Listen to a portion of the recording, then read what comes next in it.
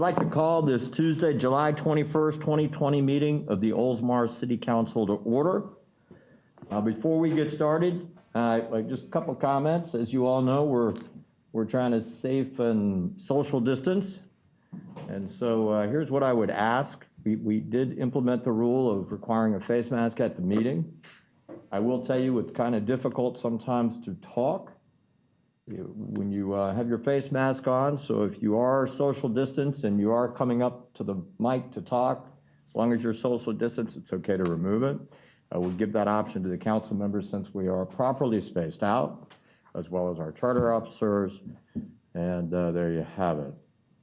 All right, let's see. I should note also that council member, Vice Mayor Norris, is dialing in and calling in tonight. We've allowed our council members to kind of choose if they feel it's good timing for them to come in or not. And so Vice Mayor, say hello. Hello, everyone. All right, sound check, all done. All right, next two items on the agenda is our invocation and our Pledge of Allegiance to the flag, which will be led by our city attorney, Mr. Tom Trask. Please rise. Our Heavenly Father, we come humbly before you to ask your divine guidance and help in our deliberations this evening. Bless the members of the council and the citizens that are present. We pray that our work this evening will find favor in your sight. This we pray. Amen. Amen. I pledge allegiance to the flag of the United States of America and to the republic for which it stands, one nation, under God, indivisible, with liberty and justice for all. All right, please be seated.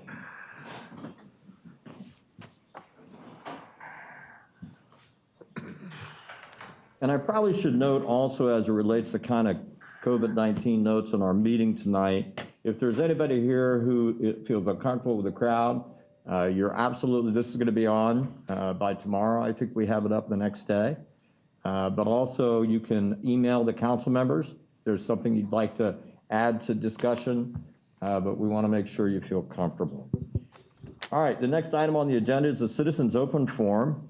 We only have a few rules. Number one, you have 5 minutes to speak. When you get up, please give your name, your address, and include the city. We don't want to assume that you live here in Oldsmar. You could speak tonight to anything that's on the agenda. Frankly, you could speak about any comment you wish to make, with the exception of item number 6, which is a public hearing. And when we get to that item, we will swear in those who wish to speak, and you'll have an opportunity to address the council at that time. So I'm going to go ahead and start on this side of the room. Is there anybody on this side of the room who wishes to address the council? Yes, sir.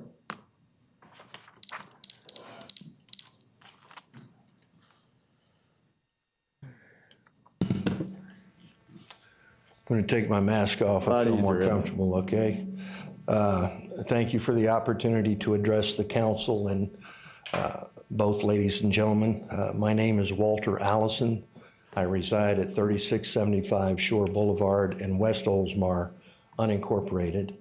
I am adjacent to the pond that you annexed last year, so there's the possibility I might solicit to be annexed into the city. But I'm here tonight to question my water bill received from June of $683 and change. I got the bill on 6/26, a Friday. Couldn't come to the water department until Monday the 29th. And of course, I expected the typical response, you know, when I said, hey, over the past year, I've paid you $966.75 at an average of $87.88 a month. Now this month is $683.23, I think. But I said, I don't understand that. So the customer service lady initially hit me with, well, you've got toilets and faucets that are leaking and that's causing your bill to go up. She wasn't aware that I had 2 meters. I have one for my home and one for my irrigation. My home was $43. And I also, on Friday, when I got the bill, I checked all of my faucets and toilets and they were all in fine shape. And I went to the meter and the meter wasn't moving, so I had nothing that was leaking. My irrigation system was $643. And I have 6 zones that aren't on a timer, they're manual. And I only use them during the time of year that we don't have rains like we're getting now. So I haven't used it this past week. We've had some nice rains. But she immediately turned me over to the supervisor, who told me, you've got to have a sprinkler that's blown out and it's flooding your yard. Well, I checked all 6 zones and I don't have any sprinklers that are malfunctioning, or I would have fixed them. And I turned all 6 zones off and I checked the meter and the meter wasn't moving. So I think I kind of refuted those 2 arguments, and I felt strongly that my bill had been estimated for at least 6 months of the past year. Now, the lady told me this morning, the supervisor, that the only time my bill has been estimated other than the past 2 months was when Irma was here, and that was back in 2017. Now, that brings me to a concern that I have, because I didn't know how long the meter readers had been furloughed, all right? And I talked to 3 different people. I talked to 2 ladies, one yesterday and one this morning, and I talked with Cindy a couple of times. Cindy told me they were furloughed, or reassigned on April, May, and June. And the lady yesterday told me it was May and June, and the supervisor this morning told me it was April and May, okay? So I got 3 different answers from 3 different people.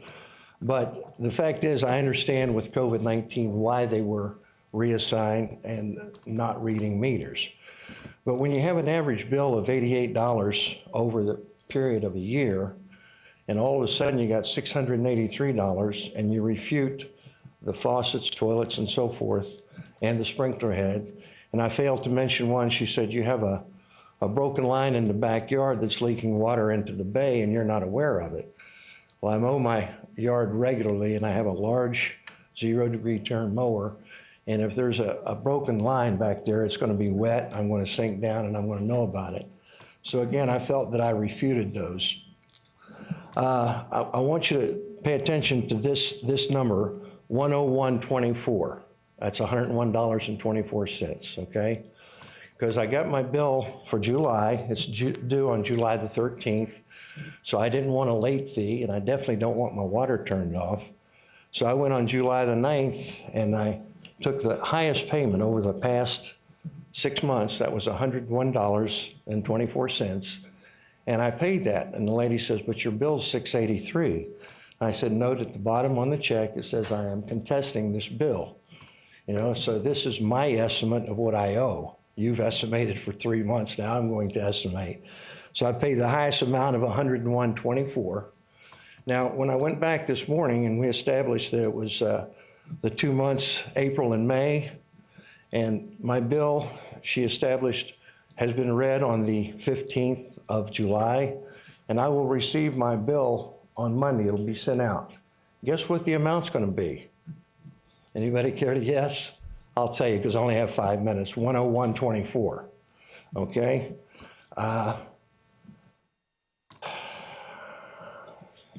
Covered that. I'd like to know, I've talked with a lot of people, and let me say that everyone I've talked with and met with has been very courteous and made every effort to be helpful. I had Andrew Knapp come to my house and spend an hour and a half with me. He wasn't political at all. We had some good exchange back and forth. So everyone's been courteous and worked with me, but nobody's given me a resolution to this. And that's what I'm seeking, because I've paid, May and June, I paid $93.55. They were both the same amount. That's been paid. So I've paid $200 of the $683, and I'm going to pay another $101, so that's $300 of the $683. But I honestly feel, and again, you may want to correct me on this, but I think when a municipality has a situation where you reassigned your people, so the problem that was generated, I think, was from estimating my bill. And that's not a... I'm going to ask you to try to wrap up, because that buzzer was Okay. 5 minutes. I don't want to cut you off. Okay, though. no, that's good. Who can I meet with to resolve this? What I would suggest is... Ed Braithwaite? Yeah, probably our city manager or our assistant city manager, one of All right, them. well, he was gone for 2 weeks when I started this process, okay? Gone for 2 weeks. That's what they told me. I met with... He was supposed to be. I met with Mrs. He was supposed to be, but he came All back. right. But I'd like to get it resolved. I'd like to go elsewhere and get my water. but I can't, okay? Have you ever had any problems with us in our water before? I was part of the class action suit back in the early 90s because you were charging 50% surcharge, and there was a suit filed, and the law only allowed for 25%, so I got a $1,200 check from you. But my son was in the house at that time, another house. He got the money. All right. And I had a problem with the red light, but that has nothing to do with you guys, okay? Yeah. And I'd Well, like let me, to, I'm gonna- what can I'm I gonna do to comment prevent on this from that. reoccurring? Yeah, I'm going to comment on the water bill, but I want to see if there's anybody else who wishes to speak on it, so that everyone has an opportunity. But thank you, and we appreciate you coming here, and it doesn't fall on deaf ears, so. Okay, thank you. All right. Anybody else on this side of the room? All right, anybody on this side of the room? Hold on. Anybody regarding water? Here, let's do that first.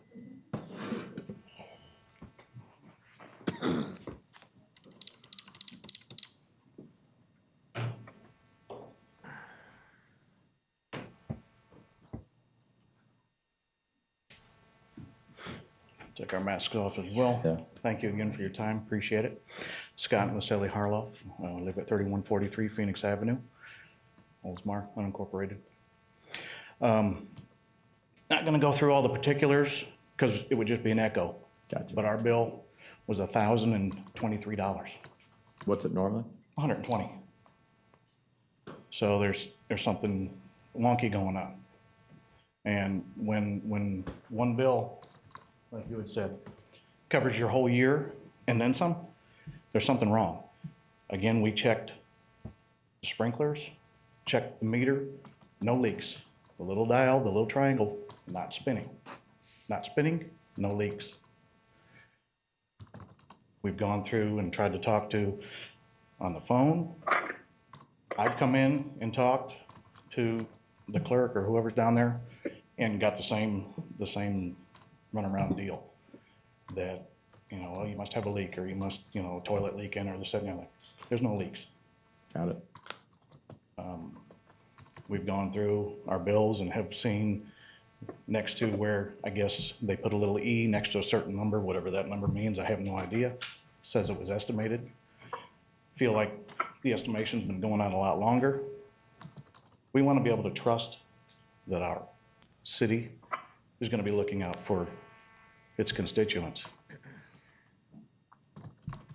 And like he said, if we could get water from someplace else, we would. Unfortunately, we're stuck. We want it resolved and we want it taken care of.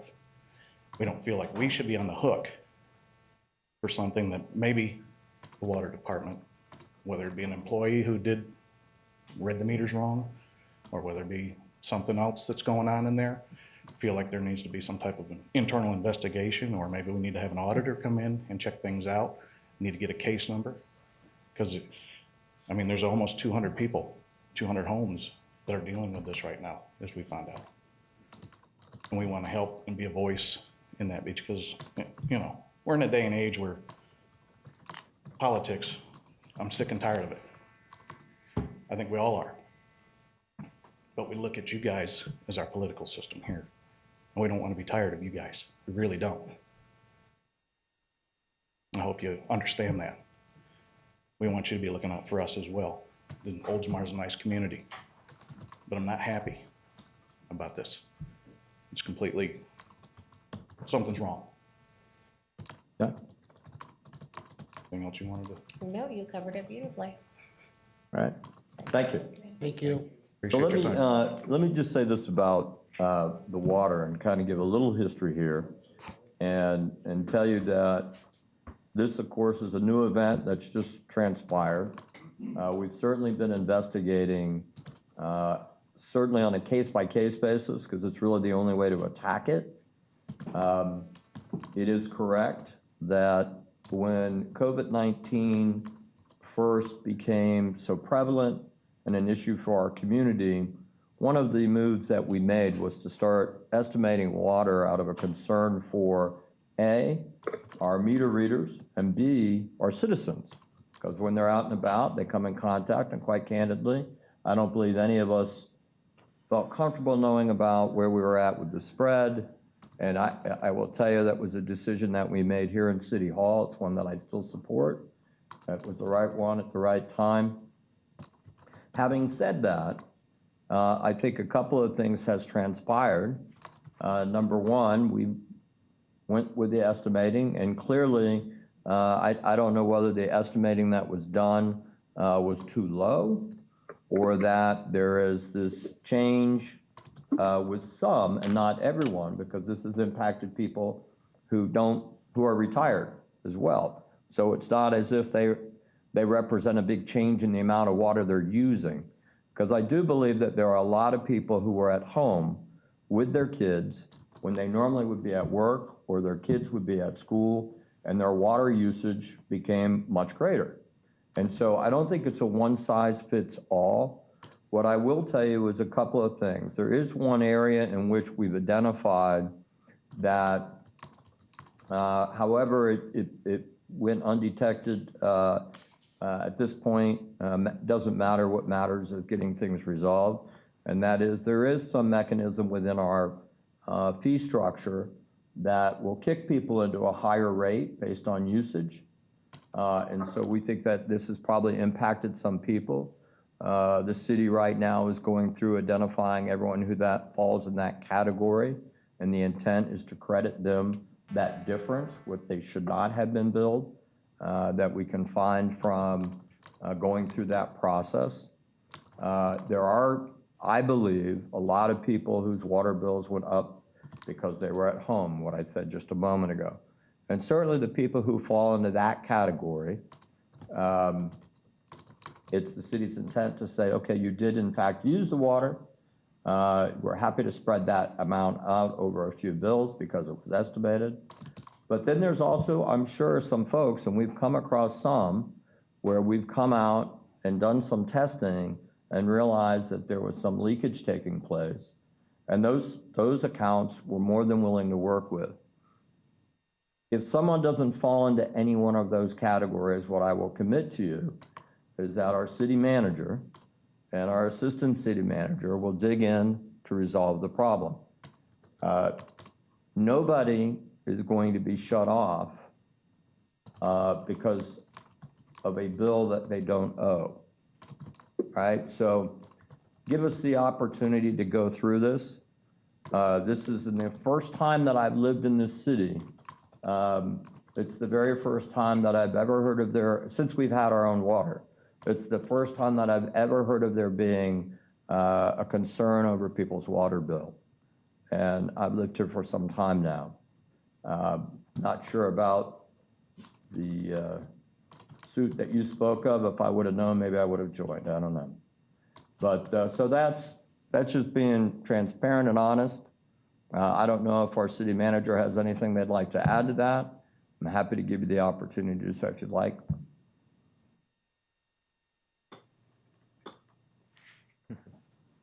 Sir, excuse me. I'm familiar with both of these cases. They're both West Oldsmar residents. We will dig in with everything we can put on it to discover what the situation is as it stands right now, what's transpired. We have procedures in place to test the meter.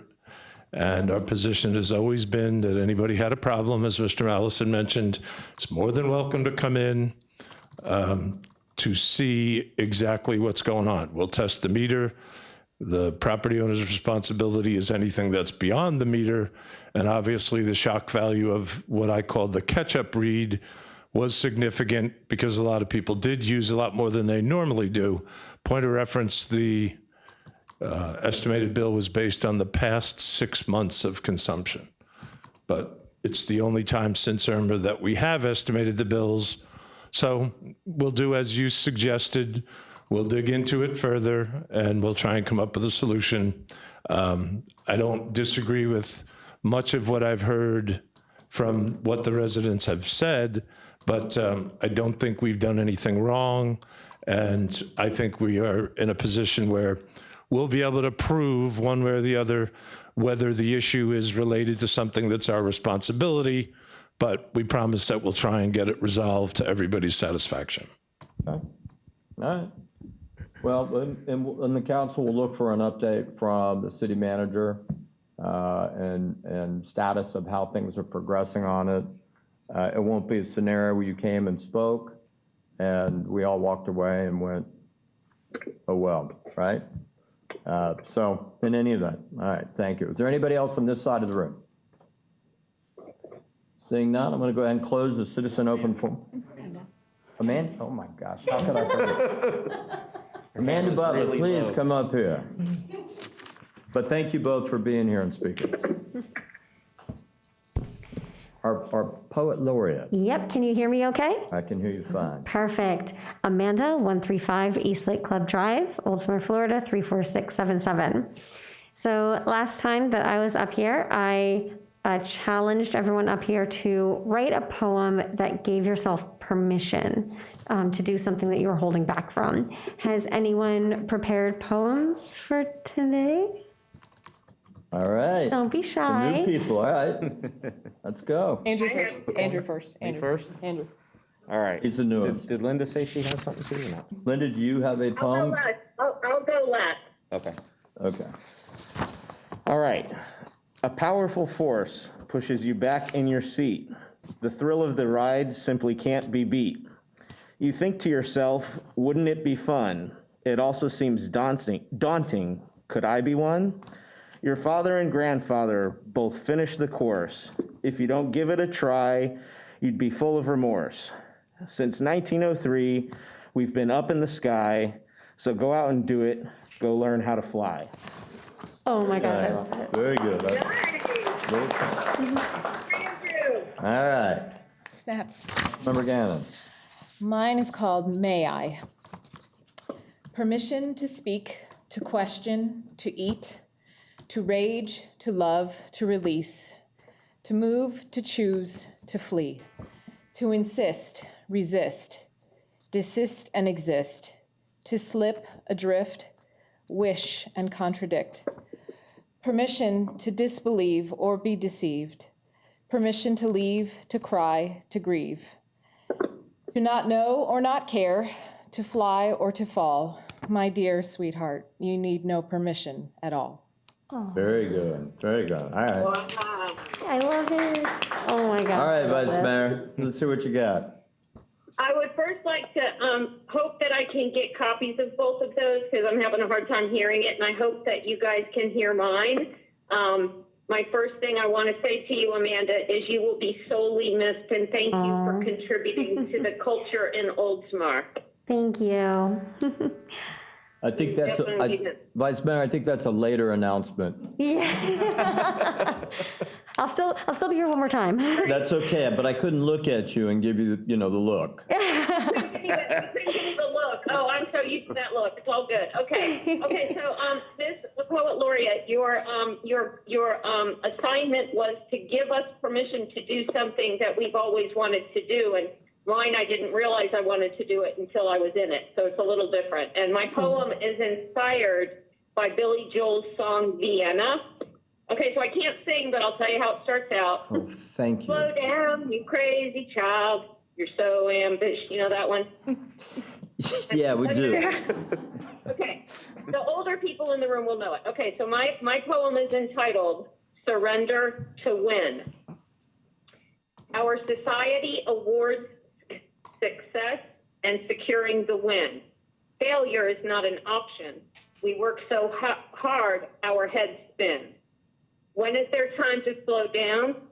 When is there time to be still? And along comes this dreaded corona, intending to kill.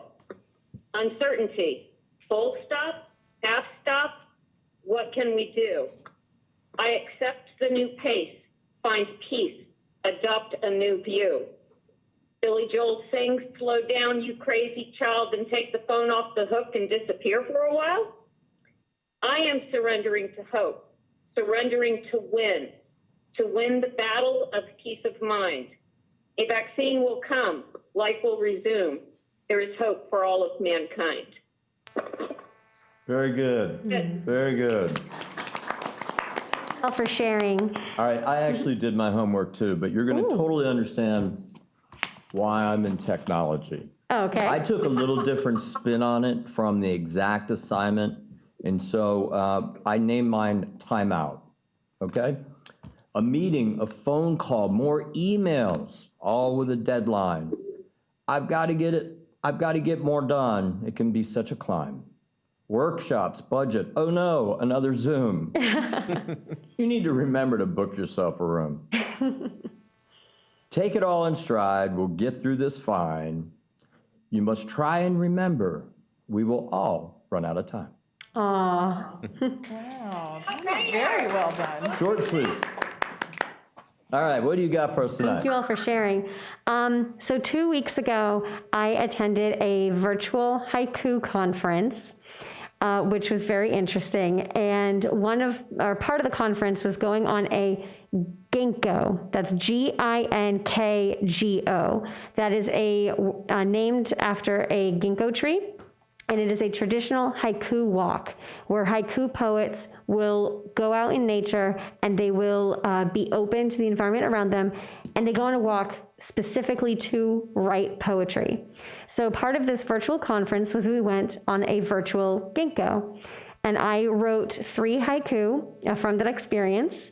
And I wanted to share that with you now. Crystal waterfall, mountains braid, blows in the wind.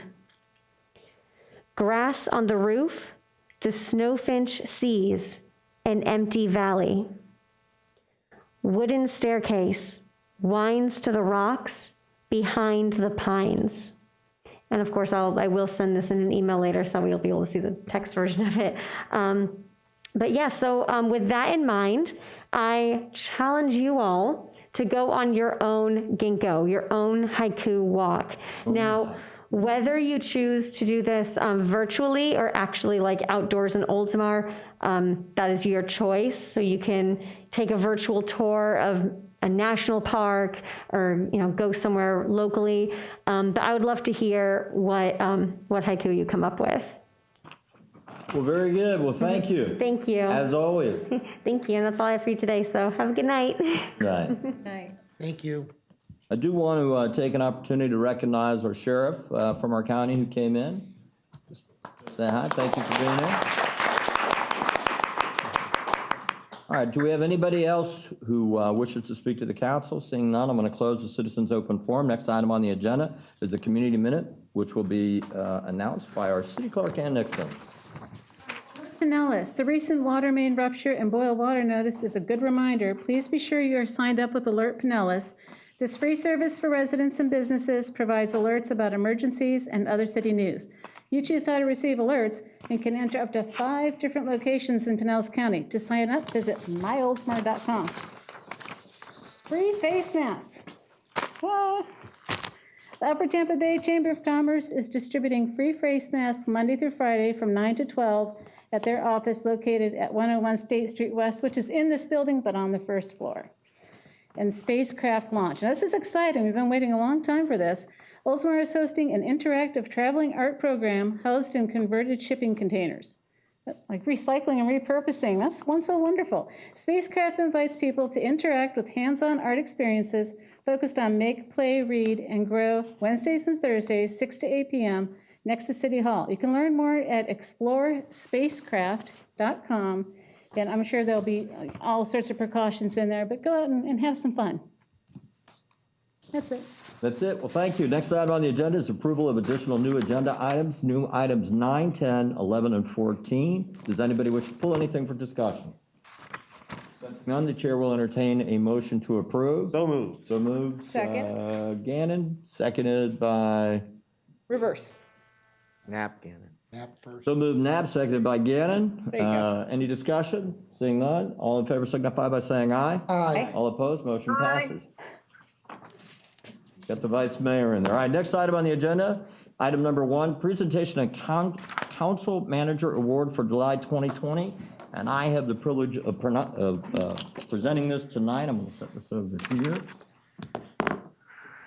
And so what I think I might do. Does anybody else have a problem with wearing a mask and wearing glasses? with Yes, glasses? yes, Can't see a thing? yes. It's awful. Sir. to stand over here and take my mask off. Plenty of distance and not super concerned about these two guys. So up here I was talking about. So tonight's recognition actually goes to two different individuals who are having a profound impact in this county. One could not be here, and that's our county administrator, Barry Burton, because I believe he's probably still at a county commission meeting right now. So he couldn't make it. So we're going to wait to present that till he has the opportunity to come and attend. But our second recipient is none other than our sheriff, Bob Galtieri. And before I read his bio, I just want to give some perspective for everybody and our citizens. This pandemic, as we all know, is unprecedented. It has had no rules to it, no modern time playbook to go by.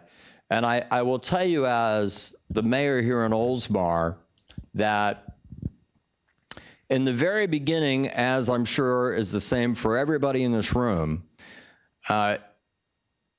finding your way and understanding the impact and the right way to do things and what's dangerous and what's not is very difficult. And just like our county administrator, he has the authority by charter to sign executive orders and make decisions that do not go through due process. Here in Oldsmar, that authority is given to the mayor. And so in the very beginning of this, and we still have conference calls, we're just not having them every day. Every single day, your city manager, different city managers, different elected mayors, we would all get on a call every single day, along with Dr. Chu and Barry Burton, county administrator, and our sheriff. And we would go through really the latest and greatest of what has been determined. Also, what new executive orders were coming down from the governor. And I don't know that I've ever said this on a call, but after a while, and keep in mind, we have 24 different cities here in Pinellas County. And it's very important, I think, that we all stay on the same page. Because you leave one city, you're in the next city, it's pretty difficult. And of course, the county has the authority to do a carte blanche when they make an executive order. And I started to view this respectfully as the three amigos, right?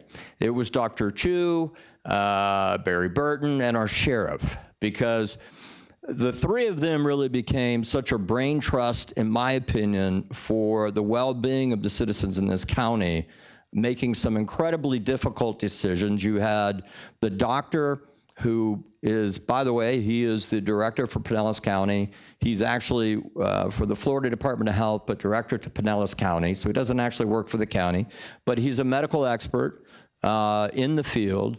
And so he would bring the science to the discussion, a lot of background and new information as it was coming out. And you had Barry Burton who would often look at it and think about, you know, what assets the city has and what exposures we have and that type of thing. And then you have the third part of this that, quite frankly, is as important as the first part. And that is, how do you enforce these executive orders that come down from the governor? How are we going to enforce these decisions that are made on the county level? Because quite frankly, you hear suggestions from some people sometimes who are well-intended, but it's completely unenforceable. It's not a way to do certain things, and may not even been the best way. And so I greatly appreciate the amount of patience, practical thinking, and leadership that came from our sheriff and continues to come from our sheriff during this. I will tell you, we are in really good hands. And, you know, I've said this, some of you have heard me say this before. I believe that in good times, you learn a lot about people's personalities, but in tough times, you learn about their character. And so for that reason, we recognize the sheriff tonight. I'm going to read his bio. Bob Galtieri, began his career as a detention deputy in the Pinellas County Jail in 1982. After attending the police academy, he joined the Dunedin Police Department as a patrol officer and later rejoined the Pinellas County Sheriff's Office as a law enforcement deputy. Over the next 15 years, Sheriff Gualtieri served in a variety of various components of the agency, including several years conducting domestic and international drug trafficking investigations as part of the DEA task force. Sheriff Gualtieri is a graduate from Eckerd College in St. Petersburg and Stenson University College of Law. After being admitted to the Florida bar, Sheriff Gualtieri entered the private practice in Tampa, specializing in labor and employment defense. Sheriff Gualtieri is admitted to practice law in all Florida courts, the United States Supreme Court, as well as the United States Courts of Appeal for the 11th Circuit and the United States District Courts of Northern, Middle, and Southern Districts of Florida. Sheriff Gualtieri returned to the Pinellas Sheriff's Office in 2006 as general counsel and was appointed chief deputy in 2008. Sheriff Gualtieri served both roles until the governor appointed him sheriff in 2011. He was elected and re-elected sheriff in 2012 and 2016 respectively. Sheriff Gualtieri is the president of the Florida Sheriff's Association and serves on the board of directors of the Major County Sheriffs of America, MCSA. He is also an executive fellow for the National Police Foundation, a member of the National Sheriff's Association, NSA, International Association of Chiefs of Police, and Police Executive Research Forum. On the national level, Sheriff Gualtieri represents NSA and MCSA while working with the U.S. Immigration and Customs Enforcement, ICE, to develop lawful process that prevents the release of criminal. Did we lose Linda? Of course we did. Lawful process that prevents the release of criminal illegal aliens back into the community from our jails. In January, this past January 2020, U.S. Attorney General William Barr appointed Sheriff Gualtieri to the Presidential Commission on Law Enforcement and the Administration of Justice. The commission was established to explore modern issues affecting law enforcement and the criminal justice system. Following the shooting at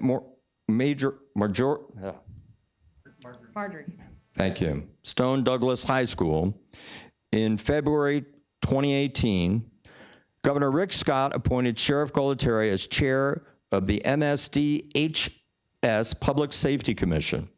The commission issued a 500-page report in January 2019, and Sheriff Gualtieri continues to advocate for more effective school safety measures in Florida and across the country. For his efforts to enhance school safety and work with ICE to prevent the release of criminal illegal aliens back into our community, the National Sheriff's Association named Sheriff Gualtieri the 2019 Sheriff of the Year among 3,100 sheriffs nationwide.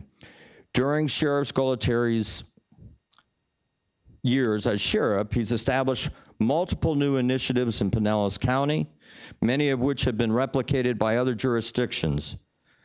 Pinellas Safe Harbor, an emergency homeless shelter and jail diversion program, which provides services to the homeless and keeps them out of the criminal justice system. Adult pre-arrest diversion program, which keeps minor crimes, first-time offenders out of jail. A mental health unit that diverts people to the mental health system from criminal justice system. Operation Home, a countywide effort to reduce teen crime, and school guardian unit to ensure safer 12K campuses in Pinellas. Sheriff Gualtieri is active in many community organizations and serves as the Pinellas County Homeless Leadership Board, serves on their board, and the board of directors for the Boys and Girls Club of Suncoast and Pinellas Sheriff's Police Athletic League, Sheriff Gualtieri also has received many awards and recognitions for his effort to improve public safety, including being named 2014 Sheriff of the Year by the Crisis Intervention Team International for his work on mental health issues. I tell you, I think we've got the best. Please recognize with me Sheriff Gualtieri.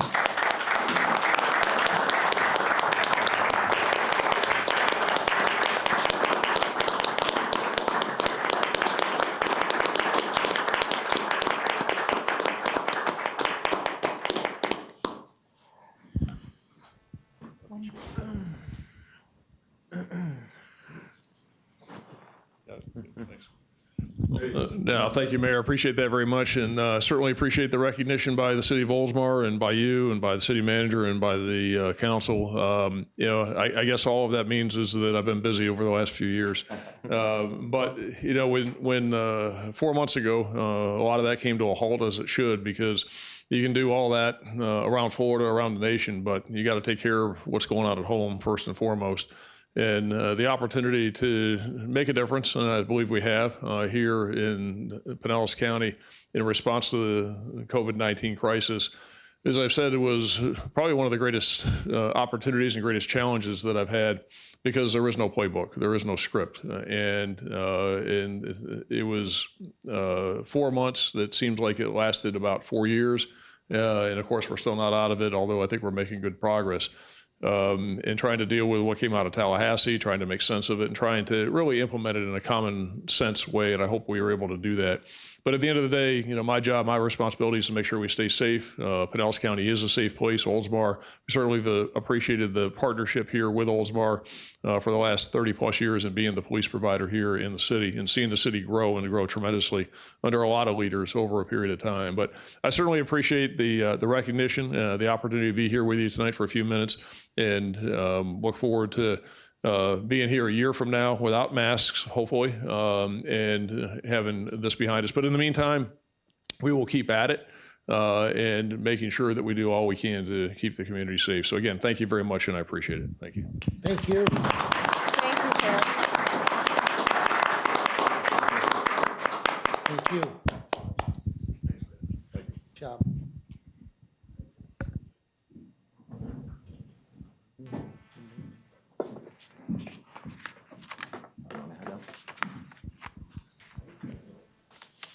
All right.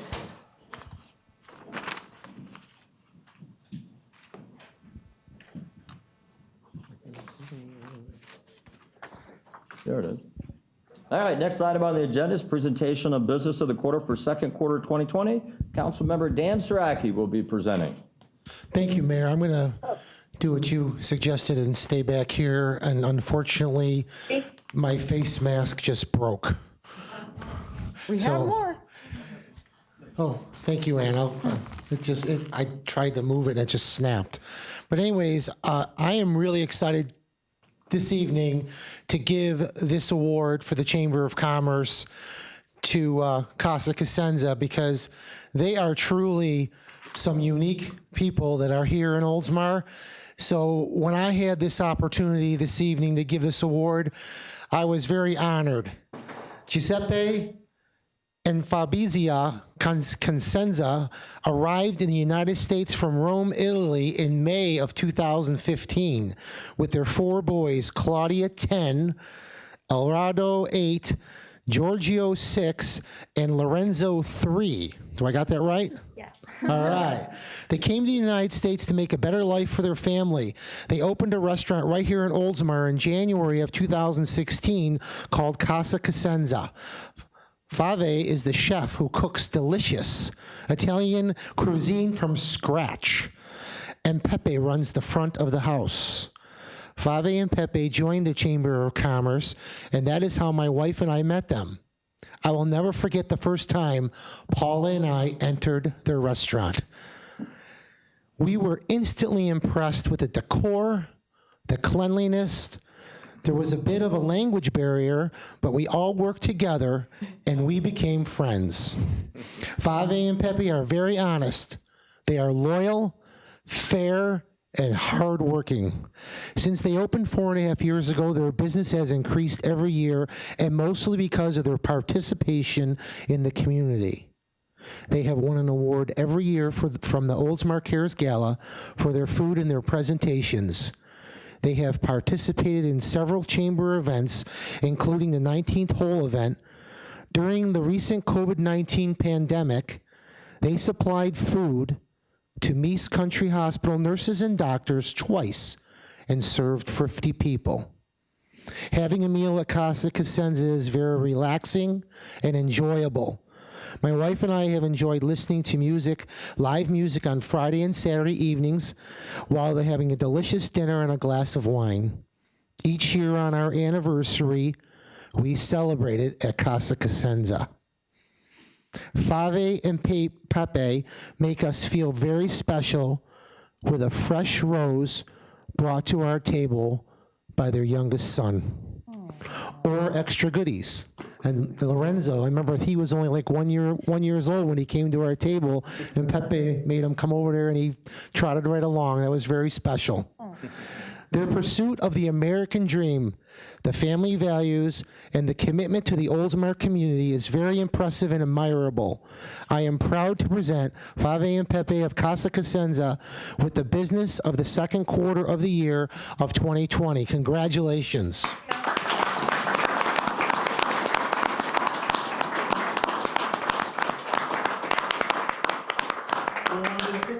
Yeah, sure. Why not?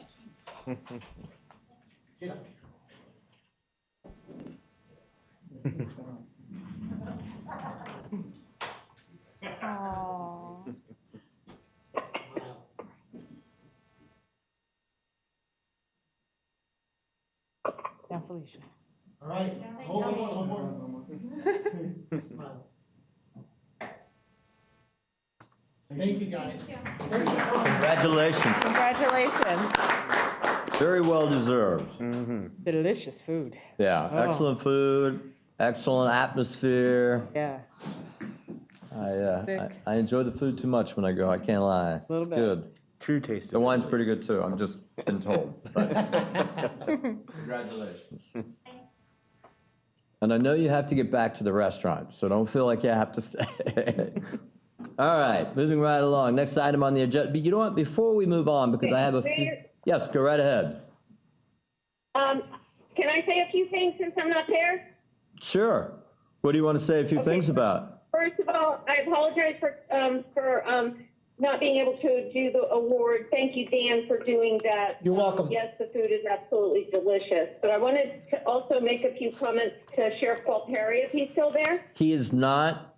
He actually had to leave immediately before I made it back to my seat, which is why I didn't call on you. Okay, no worries, no worries. Yeah. I'll text him. Thank you. Yep. Sorry. But everybody go to Casa Cosenza. Everybody go there. Go there. Eat lots of food. Be happy. Hey, before we move out of kind of the recognition area, I just want to make a comment because I don't know that we've talked about this publicly at a council meeting, and I don't know that he'll be here later. For those of you who don't know, Jerry Peruzzi is retiring from the chamber, where he's been president for how many years now? 5 years. 5 years. And he's done a tremendous job for us.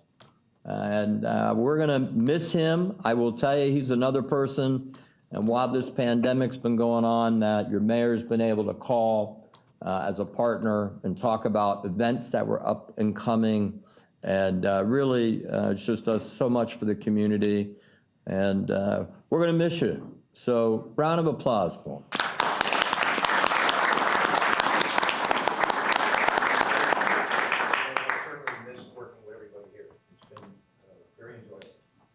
All right. Well, he didn't know I was going to do that, obviously. So, all right, next item on the agenda is Community Redevelopment Agency. We have no items under there tonight, so we'll go on to the next one, consent docket, which will be announced by our city clerk, Ann Nixon. Item number 3, approve minutes of the June 16, 2020 City Council meeting. Item number 4, approve payment to legal counsel for June 2020 legal services. And item number 5, accept resignation of Carrie Blett from the Veterans Advisory Board. Does anybody wish to pull anything from the consent docket? Mayor? Item 5, the chair will entertain a motion to approve item 3 and 4. I have a motion by Vice Mayor. Do I have a second? Second, Saraki. Senching, you ready to vote? All in favor signify by saying aye. Aye. All opposed, motion Aye. passes. Item 5, I will turn it back over to Councilmember Gannon. Thank you, Mr. Mayor. I just wanted to pull item 5, the resignation of Carrie from the Veterans Advisory Board, and thank so much for the service over the years. The Veterans Advisory Board has really done some amazing work, especially in the past couple of years where I've had the opportunity to really see their work come together at special events in particular. So thank you so much for your service, Carrie. Absolutely. Absolutely. I think, I would like to comment as well, Mayor. go right ahead, Vice Mayor. I would also like to say that this is a great loss for both the VFW and the VFWA, being that Carrie was the chaplain of the VFW and Kathy was the chaplain, the original chaplain of the VFW auxiliary, and they will be sorely missed, but they'll only be in North Carolina, so hopefully they'll be able to come and visit. And thank you so much, both of you, for your service. Yeah, absolutely. All right. Well, we wish them the best of luck in their future endeavors, that's for sure. Indeed. All right, the chair will entertain a motion to approve item number 5. So moved. I have a motion. Do I have a second? I have a motion and a second. Any discussion? Sensing you're ready to vote, all in favor signify by saying aye. Aye. All opposed, motion passes. Next item on agenda, City of Oldsmar, City Attorney. Thank you, Mr. Mayor. Item number 6 on your agenda is the public hearing for the first reading of ordinance 2020-10. This is a quasi-judicial proceeding. I'll read the ordinance by title only, then I'll swear in the witnesses. Ordinance 2020-10, an ordinance of the City of Oldsmar, Florida, rezoning certain real property described as parcel number 23 28 16 63936 023 0030 from R2 residential single-family district to the ROR residential office retail district and providing for an effective date. That was the first reading of ordinance 2020-10 by title only. Okay.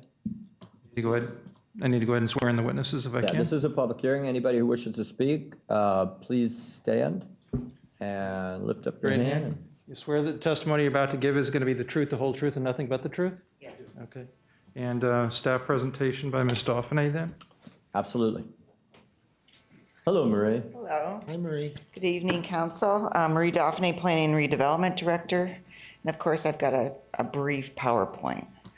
So as the city attorney said, it's a rezoning from R2 residential single family to ROR residential office retail. Whoops, excuse me. So the location, it's south of Bayview Boulevard, and it includes 2 lots, lots 3 and 4. The surrounding property, you can see south of the subject lots, it is single family. Across Bayview on the west side is single family also. Northeast is single family. It also fronts on St. Pete Drive. That was recently improved quite substantially. It looks very good. So they're trying to, do a lot of different things in this area. That's directly south. The 2 lots are directly south of the Bayview Motel, fronting on St. Pete Drive and Bayview. So as I said, the request is for rezoning from R2 residential single family district to ROR residential office retail. The current land use of the lot is ROR residential office retail, and it's not consistent with the R2. So that is one of the reasons that the applicant is requesting a change in the zoning.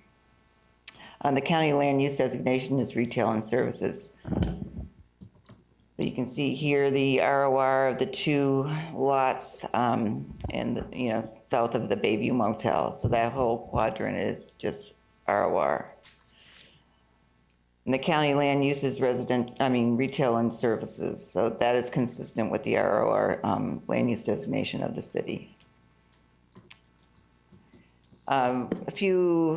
Last year, I think about a year and a half ago, the council adopted the consistency with the countywide rules. So our designation for residential office retail is consistent with the retail and services. We haven't adopted it yet. That will be sometime in the next year or so. So this is the current single family residence lot 3. And this is the lot 4.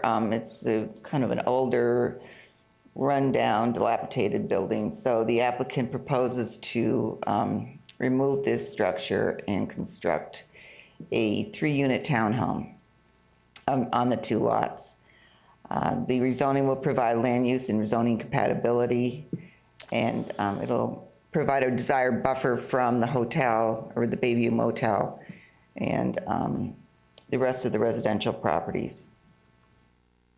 And this is an elevation of the townhome development, the front elevation and the side elevation. So because this is going to be a buffer between residential and more intense uses, it'll allow the permitted uses in the RM15 residential multifamily district, as well as all permitted uses in the C2 commercial general district and all uses permitted in the office general district. And as a conditional use, single-family homes would be permitted in the ROR. So because the uses in the ROR are greater than the surrounding single-family uses, staff is recommending that a restrictive covenant be placed on this rezoning if approved, and that would restrict any kind of development on this property to strictly residential. There wouldn't allow any commercial or any office use that normally would be permitted under ROR. The general terms, as I said, the property would be restricted to residential only.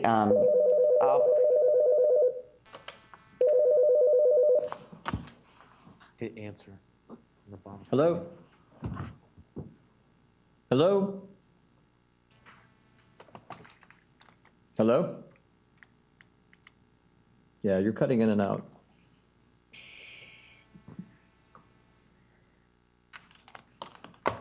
It's wrong number.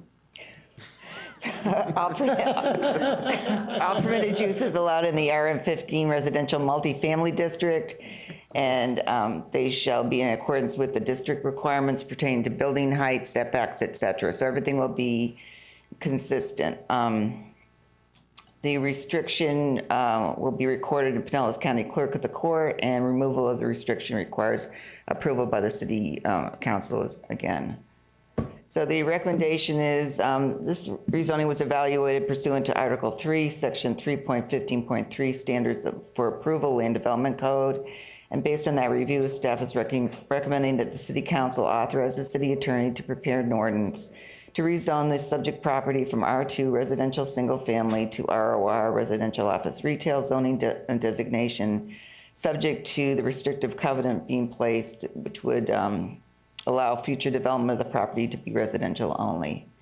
And the applicant has been notified of the restrictions and it had no objection. The planning board met on June 10th, 2020 and concurred with staff's recommendation.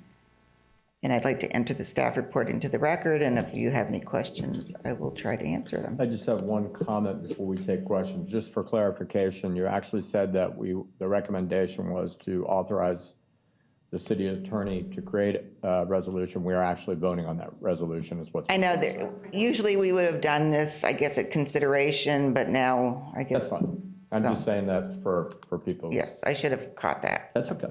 It's all right. All right, any questions of staff? All right, thank you, Marie.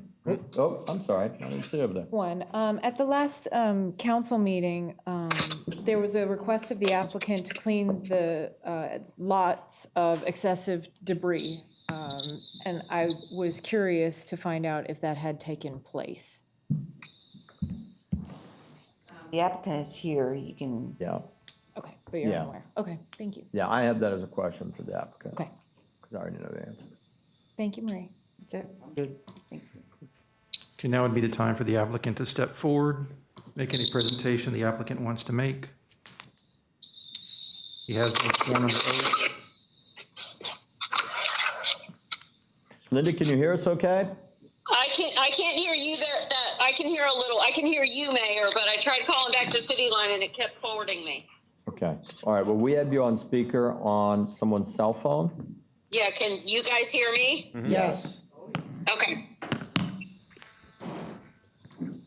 Okay, if you would state your name, sir. Yes, Ed Ruland, 313 Park Boulevard, Oldsmar.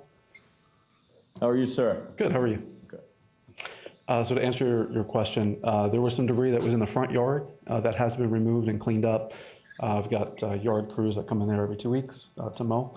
There is still some items in the backyard. My contractor is going to be removing those, and he's unfortunately let me down. They haven't been removed yet in the backyard, but they are in the rear of the property.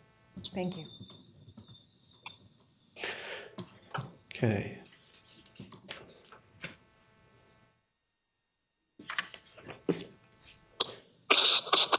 I'll try to be quick. First, I want to thank staff for the presentation. As you heard, we're requesting to rezone the 2 lots for 3 townhomes. Based on the location of the property, based on the underlying land use, it seems to me that 3 townhomes are the ideal fit for that property. It's a minor increase in density, but it works as a buffer between the existing motel and the single-family properties that are to the south of that. At the initial planning board meeting, there were a few concerns that were raised. It's been a couple months since then, and I tried to address those in both the site plan elevations that you see here today and that actually were in the presentation. As well as I provided the neighbors who had concerns at that meeting with a letter addressing those concerns. I just wanted to reiterate those here quickly, but the biggest question at that time was partly because of a little bit of a misunderstanding, but it was about the zoning itself and why the ROR zoning and what that meant. I think it's been cleared up since then that the ROR, particularly with the restrictive covenant, is going to lead to simply multifamily residential. It won't be commercial, it won't be an extension of the motel, it won't be anything like that. The reason the ROR in particular was chosen was to match the underlying future land use. Why the townhomes? Again, I addressed that a little bit earlier, but it is kind of the ideal fit to work as a buffer between the higher density commercial use and the lower density single family. How many units was a question, and I think that was an important one as well. I had bounced around some ideas early on about how many that would be, whether it was 2, 3, 4 units on the property, and settled on the site plan that you have, which shows 3 units. Anything above that is, I want to say, kind of doesn't work. It's functionally infeasible. There's too many requirements for the drive size, for RV parking, disabled parking, all those other requirements. This really is kind of ideal, having 3 units there. How tall will it be? That was a question that was raised. There are some other townhomes in the city that some people have had some mixed feelings about, particularly because they were 3 stories, or one is 3 stories. And this will be a 2-story development. One of the things that we decided to do was to have detached garages in the rear of the property, which by doing that, we won't have parking underneath, so it won't be a 3-story structure. So you have garages in the rear and simply a 2-story building. There were some concerns about privacy between the multifamily and adjacent neighbors. We committed to providing privacy fence as well as some shrubbery to increase privacy between the development and neighbors. And then questions about what it'll look like. The idea that we have before us, those are preliminary elevations of a craftsman style to be consistent with the history of Oldsmar, the predominant history of the architectural design throughout Oldsmar. And that's all I have for today. Very good. Does anybody have any questions of the applicant? I have a question. Andrew. Recently, the adjacent parcel for the motel property changed ownership. Has that ownership group approached you with any offers for your property at all? So they actually did previously, several months ago. We spoke about it, and there was interest to purchase the property then. Okay. And that was, I decided that wasn't something I was interested in doing. And to be honest, I didn't feel like that was appropriate for commercial use to extend that far south along Bayview. Okay. Again, that's why this is, I think, more appropriate. Thank you. Thank you, Mayor. Questions? No questions. No more questions. Oh, my goodness. Okay. The answer. All right. Thank you. I have no questions. Thank you. Next would be any other members of the public that wanted to step forward. Anyone from the public? Reminder, you'd have to get sworn in because you weren't earlier. All right, I'm going to go ahead and close the public hearing at this time. At this time, the chair will entertain a motion. So move. To approve. I have a motion to approve. Do I have a second? Second? Second? Okay, discussion. May I say something, Mayor? Sure. Go ahead, Vice Mayor. I just want to say my feelings have not changed on my vote on this, but I want the applicant to know how much I do appreciate how much he has listened to the surrounding neighbors and how much he has conceded and will do in order to make it more friendly, neighbor friendly. So I just wanted to say that prior to my vote. Very good. Councilman I Strachey. just want to second what Linda just said. I think he's done a great job in accommodating the neighbors with the fence, the whole landscaping. I think this is going to be a great project for our city, and I look forward to seeing that old building getting taken down. Very good. I'd just like to say that, again, echoing the other council members and, just hope that the project succeeds and goes along as planned and that we don't have to consider any overtures about the restrictive covenant changing in the future. Very good. I likewise previously expressed my excitement actually for this agenda item when we authorized the city attorney to prepare this ordinance. I think the applicant has addressed all of the concerns of the residents adequately, and to make this piece of land usable and beautiful again, and possibly even increase the value of the land surrounding it. So, thank you. Very good. Yeah, my only comments on it, go ahead. No. My only comments, I mean, the restrictive covenant makes a huge difference.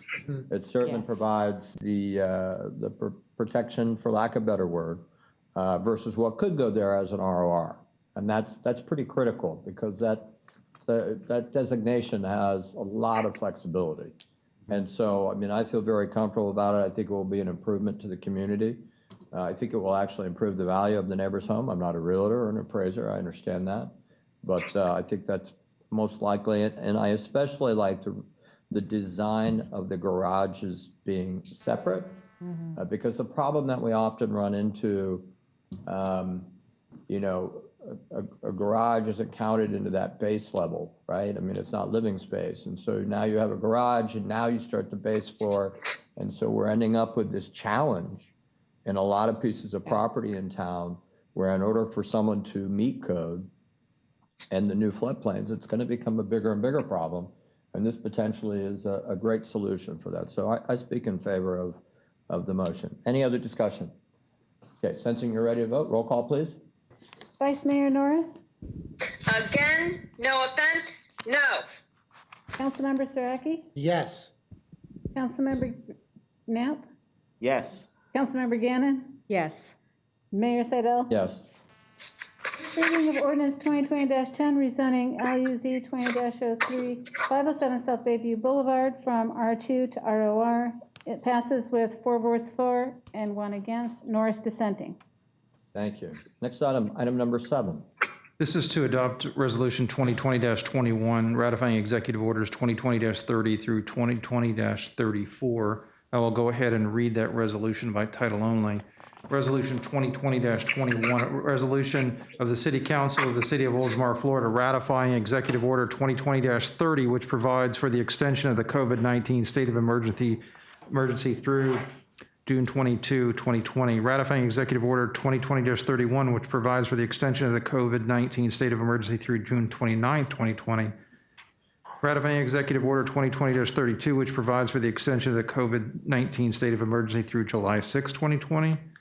Ratifying Executive Order 2020-33, which provides for the extension of the COVID-19 state of emergency through July 13, 2020. Ratifying Executive Order 2020-34, which provides for the extension of the COVID-19 state of emergency through July 20th, 2020, and providing for an effective date hereof. That was reading of Resolution 2020-21 by title only. Thank you. The chair will entertain a motion to approve. So moved. So moved. I have a motion by Vice Mayor Norris, a second by Gannon. Any discussion? No, Sensing Mayor. you're ready to vote? I have a question for the city attorney. Sure.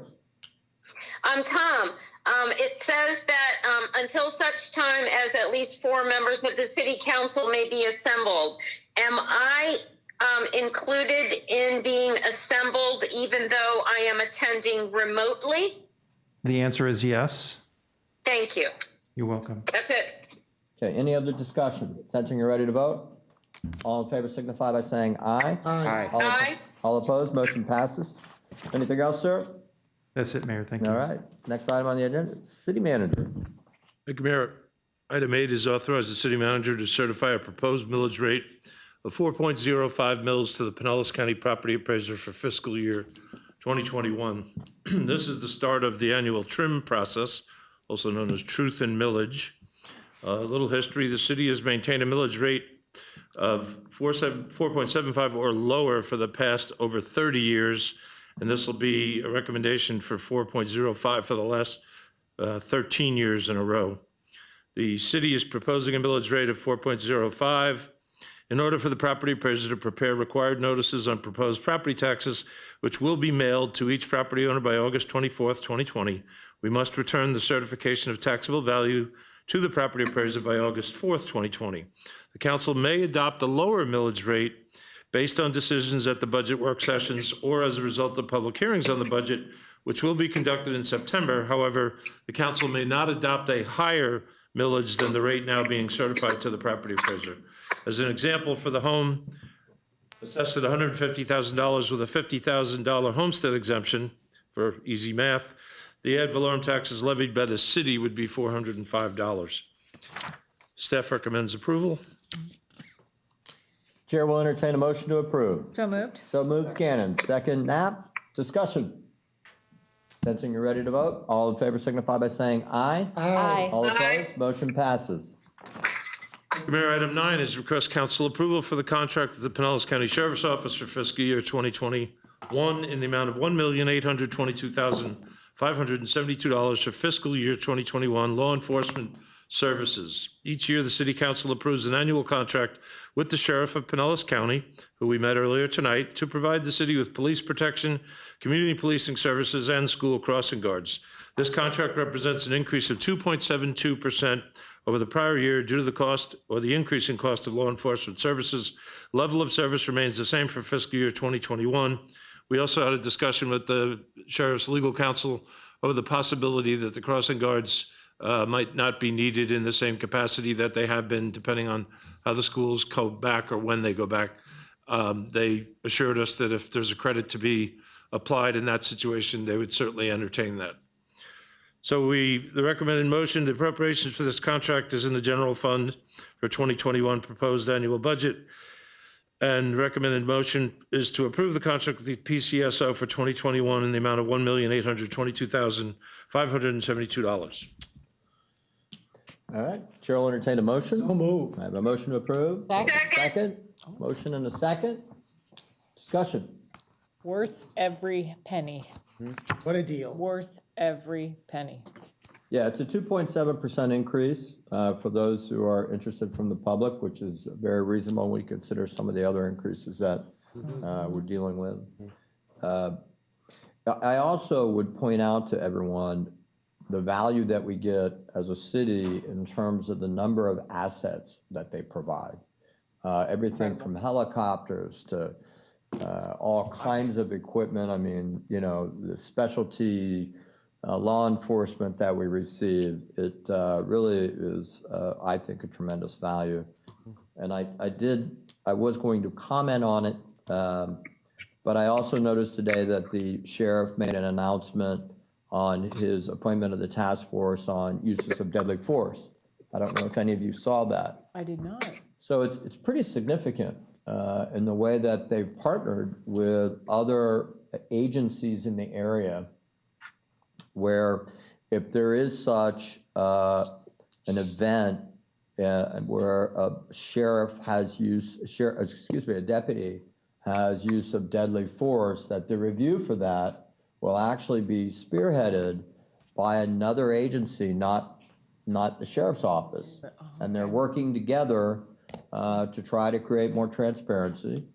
And so it's a bold step. It's not something that's being done as a result of any specific event that's happened here in Pinellas County, but it's a proactive approach to try to be responsive to some of the demands from the community. And it's another, once again, another example of the leadership that we received from our Sheriff's Department. I agree. May I comment, Mayor? Sure, absolutely, Vice Mayor.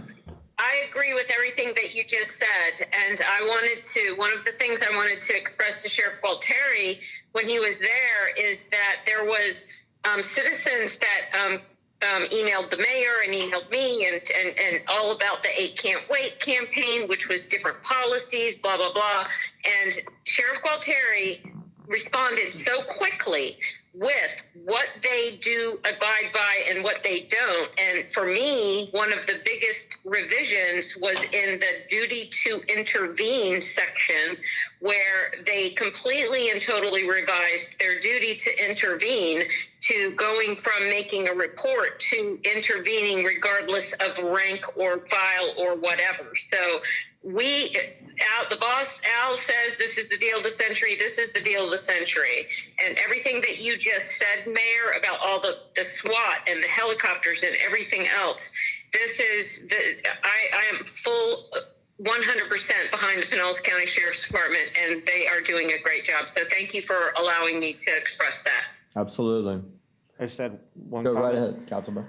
There was some recent newsworthy events that our sheriff's office was involved in this past week in the city of Oldsmar, and I believe made our city safer. So I just wanted to say thank you for attending to those things that were discovered, and like I said, just another example of their ever presence in making our community safer. Yeah, there is one thing that I would ask staff to look at a little bit with the sheriff, and I was hoping that he was going to be able to stay, so I put him on the spot. And that is, I understand that one of the tools that the Sheriff's Department has is essentially some type of stationary license plate reader. And, now and then we have these little spikes of crime that happen in the community. And in talking with the detective, because we had an event out at my home, it was really a non-event, quite honestly, because there was no crime actually committed other than somebody in the middle of the night came up and tried our door handles and that type of stuff. And our cameras did not catch the license plate, but we have a pretty strong network of of cameras on people's homes. And it was interesting because we're in a unique position with this main corridor, right? Mm-hmm. That I understand from the detective that tool is not permanent to any one location. But this, if you were ever going to put it somewhere, this would be a pretty good location to put it to help identify when those license tags have been seen, because they often, maybe like we had pretty decent description of the vehicle, and perhaps had that license tag got read, they could have matched it up, right? And so it's a tool for them to solve those types of crimes. And I'm sure there's other application for it. But I understand that it's not an inexpensive tool and it gets moved around a lot. And so I just mentioned that because I was, our crime rate here in Oldsmar, we're very fortunate. Historically, we end up on these ratings as, one of the top 10 safest cities in the state. And this past year, we actually went down quite a bit. Mm-hmm. And, a lot of the type of crime that had an impact on that were these smaller crimes that just don't get resolved. So anyhow, and my only other comment is that Donna and Eddie do a pretty good job, so I think we should keep them around. Mm-hmm. Yes, they do. I wanted to say that in front of the sheriff, Mayor, can I say one thing? Please. That license plate recognition is right here in Oldsmar. They're right by Andrew's shop next door in the back, but they developed that's. Oh, license that's- plate who manufactures them? software. Yeah, they're right not in your building, but next to The you. park. Yeah, in the same Very park. cool. Very cool. Well, I didn't know. Right here in Oldsmar. Well, there you go, another reason to get one. Support our local business. All right, any other discussion? Sensing you're ready to vote, all in favor signify by saying aye. Aye. All opposed? Motion passes. Next step. Thank you, Mayor. Item 10 is request council approval for an agreement for the use of the recreation facilities with Oldsmar Organic Community Garden Incorporated. In 2012, for a little background, the city of Oldsmar designated an area of land at Bicentennial Park to establish a community garden where volunteers and staff work together to lay out garden plots and install a fence. In 2014, the volunteers formalized and established a 501c3 corporation status, naming it the Oldsmar Organic Community Garden, Inc., or OOCG. Since their inception, the organization has provided opportunities for the public to learn about gardening techniques, maintain their own garden plots, and share in the joy of gardening with others in the community. As of June 2020, the OOCG has rented 30 out of the 52 available garden plots. Currently, there is not a formal use agreement in place with the organization. This document will remedy that situation and serve to establish such an agreement to include services that the city will provide, as well as responsibilities that will be required of the organization to continue utilizing the garden area for its operations. The agreement has been reviewed by the city attorney. Staff recommends approval, and I'd ask Assistant City Manager Felicia Donnelly to be available to answer any questions. All right, the chair will entertain a motion to approve. So moved. So moved. I have a motion from Siraki, seconded by Vice Mayor. Discussion. This was. I have a few questions. Go right ahead, Vice Mayor. Is Felicia up there? Yes, she is. Okay, first of all, I'd like to say I am a proud member of the community garden, and I'm curious as to the rented 30 out of 52 because I knew we had a waiting list. Did it go down, Felicia?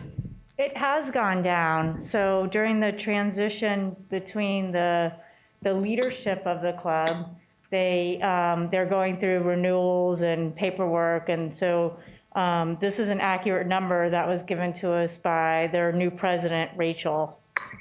Well, then my question then is, can we do some marketing because it's a wonderful program? I mean, everything is provided.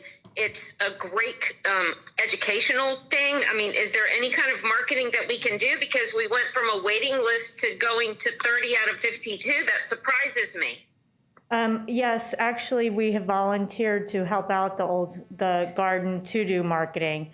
So we had a conversation with Rachel Marshall, and usually it would be the responsibility of the user group that they advertise for themselves, but since they were going through a transition, we have volunteered to help them. Okay, that would be great. Okay, thank you very much. You're welcome. Any other questions? I just wanted to say that this was before the Leisure Services Advisory Board, when I was on the board. This was one of the issues that came up because there were so many questions about liability, promotion, who was paying the utilities, and changes in leadership, and nothing ever came of it. The discussion then was, well, they wanted to expand, and it was like, whoa, actually, that's not our land. So I was really happy to see this in written form and as a sort of co-promotion. I am definitely in favor of. Great. Nothing. I'm good. I just want to make a comment. Paula and I helped build that garden with Janice Miller and Gabby. We were the ones that actually built all those beds, helped with the Lowe's installing of that chain link fence. And I remember when the water came in and we thought, wow, we got water, to start our garden. But it's come a long way. And this actual contract agreement is way overdue, as Katie just mentioned. It really needs to be done. Yeah, and I appreciate staff's efforts to get the contract done. It was one of the things that I had brought up, only because I had heard so much about it back when I was first running for mayor. But there were some good reasons not to have one originally, because there was some question as to, how much should the city really spend on water. There's a lot of little different things, and I think they've worked themselves out. I also believe that, it's my opinion, I could be wrong, that the drop in some of the currently rented spaces might be a result of suddenly requiring paperwork, the people renting them. And so, a lot of times when you have kind of a looser scenario, and that changes over time, some folks decide that they're not willing to actually make some commitments in writing, which is very necessary, certainly as it relates to liability issues and all those other things. So I think all of those things had to be remedied for us to get to that point. Does anybody have any other comments? I absolutely agree with you, Mayor, and I think that all of the points that you made are. I think that I read through it all, and I agree with everything. But I definitely know that if we have the right marketing campaign, and it does my heart good to know that we're going to do that, because I know that we can book this whole thing. It is, especially in this time when people are growing more food. So I actually do have one more question, and it might be a stupid question, even though I don't think there's any such thing as stupid questions. And I don't know if Al can answer it or someone. Is the water reclaimed or is it city water? It's city water. It's city water. That's why it's 1,500. Okay, because there's no reclaimed on Lafayette. Is that the reason? I'm not sure, but that water's but the reclaimed water is city water too. No, but the reclaimed water is a lot cheaper than city water. Yep, that's true. A lot of water. Yeah, there's not reclaimed water on Lafayette. So the answer to the question is, it is city water not reclaimed? Correct. That is correct.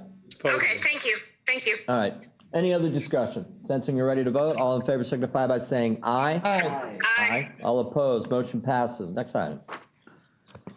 Mayor, item 11 is adopt resolution 2020-22, which amends a prior resolution 2015-22 to incorporate procedures governing the procurement process for design-build projects and providing for severability and providing for an effective date.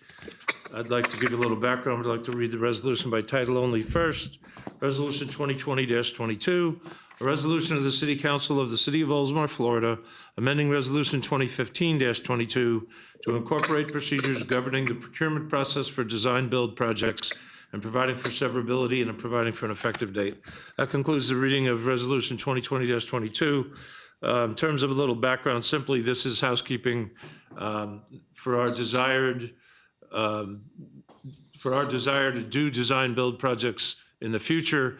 We discovered that we were short some statutorily required policies in our administrative policies manual that authorize and describe how they're to be handled from a procurement end. So the city attorney's office helped us get those in order, which are in your packet. And we're just asking you to approve the resolution, whereupon I'll take the actual wording and put it in the administrative policies manual. So when we do design-build projects in the future, we'll have the mechanism that the statute requires in place. All right, Chair will entertain a motion to approve. So moved. I have a motion from Gannon, a second from Knapp. Any discussion? Sensing you're ready to vote, all in favor signify by saying aye. Aye. All opposed, motion passes. Item 12. Thank you, Mayor. Item 12 is another resolution requesting council adoption for Resolution 2020-19, which revises the city's personnel policy and procedure manual. On February 4th, 2020, the City Council approved Resolution 2020-01, which also revised the city's personnel policies and procedures manual. 13 chapter revisions were presented at that time with additional updates planned for the summer of 2020. At this time, the Administrative Services Department would like to submit additional sections for City Council approval. The list of sections is on your cover memo and summary form, and I sent out a red line version to the council on Friday for anybody that wanted to see more detail than what the final product looks like. The resolution reads, Resolution 2020-19, a resolution of the City of Oldsmar, Florida, authorizing the city manager to revise the personnel policies and procedures, removing the eligibility list section, amending promotions, amending leave of absence, amending records and reports, amending conduct of employees, amending participation in employee organizations, and amending the code of conduct and disciplinary measures, and providing for an effective date.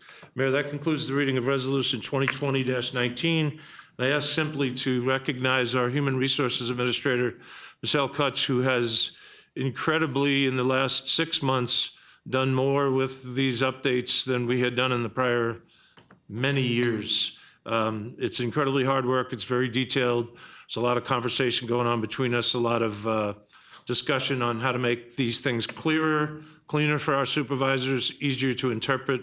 But I wanted to specifically thank her for all the great work she's done on this. Outstanding, outstanding. Good work, good work. All right, the chair will entertain a motion to approve. So I have a motion by Vice Mayor, seconded by Knapp. Any discussion? I got something, Mayor. Right, I absolutely. just wish that we could clone her because we need so much HR heavy lifting at my employer that it would be Don't even amazing. suggest she's going to your employer. No, that's what I said, clone. Oh, my We use goodness. the cities. You see how the public sector is right there? That's awesome. The private sector comes right in there and Thin swoops. line right there. Right there.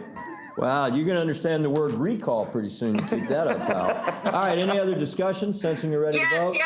Go right ahead. Vice Mayor. Yes, Michelle, oh my God. Okay, I found this not only highly entertaining, but highly informative.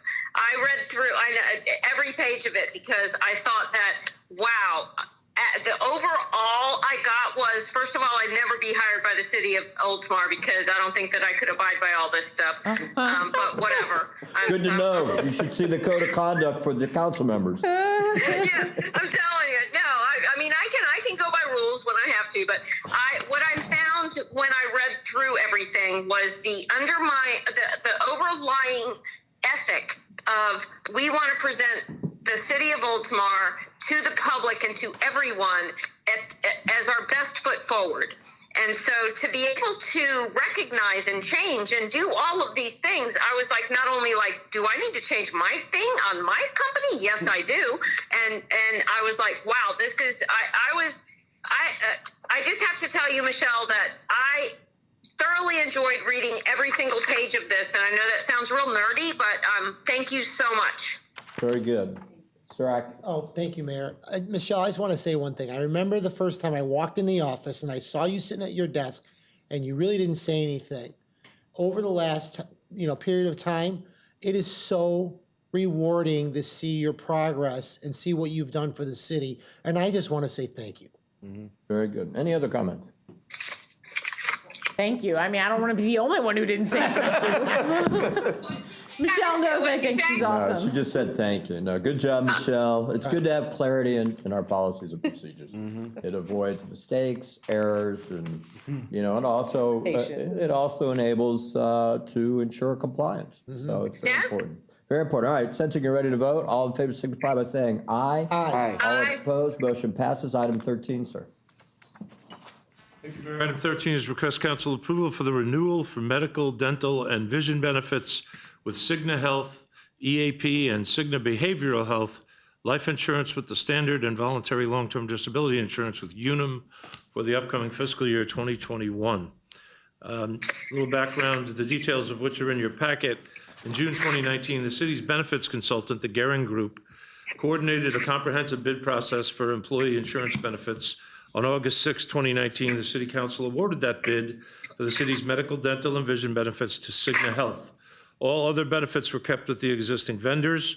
For 2021, Cigna has offered a 0% renewal. However, the premium base that we paid this year was actually a 5% discount on what was quoted last year. So specifically, it'll be a 5% increase for health, which is still very good compared to the Tampa Bay area health trend.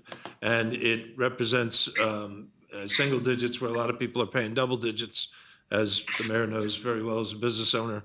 So we're very happy to get this squared away with council approval. And we have it in the budget. We've budgeted exactly that amount. There's no other increases to any of the other benefits. And staff recommends approval. All right, the chair will entertain a motion to approve. So moved. So moved, Vice Mayor, second, Shiraki. Discussion. And it sounds like, yeah, and it sounds like it's a really good policy that our employers are happy with. I wish I had the it. product. And so that's, nothing worse than paying for insurance that you don't feel is very good. It happens a lot. All right, sensing you're ready to vote, all in favor signify by saying aye. Aye. All opposed, motion passes. Item 14, sir. Thank you, Mayor. Item 14 is request council approval for work order number 7 for Ardura Group Incorporated, formerly known as King Engineering Associates Incorporated, to provide professional engineering services for the design and construction of the wastewater reclamation facility aeration system upgrades project.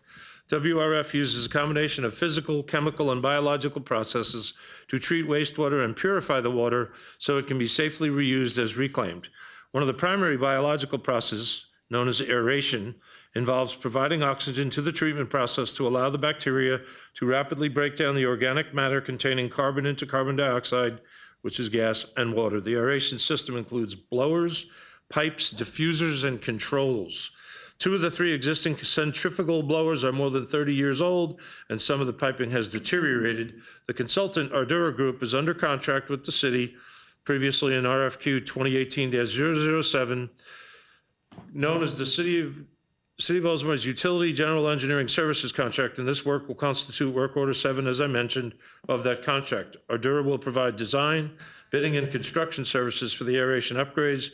The consultant will be compensated for the professional services on a lump sum basis, which was negotiated by task for an amount not to exceed $239,470, and the funding is available in the Water and Sewer Operating Fund in 1920 as part of the CIP, and staff recommends approval. All right, the chair will entertain a motion to approve. So moved. So moved. So moves Saraki, seconded by Vice Mayor. Discussion.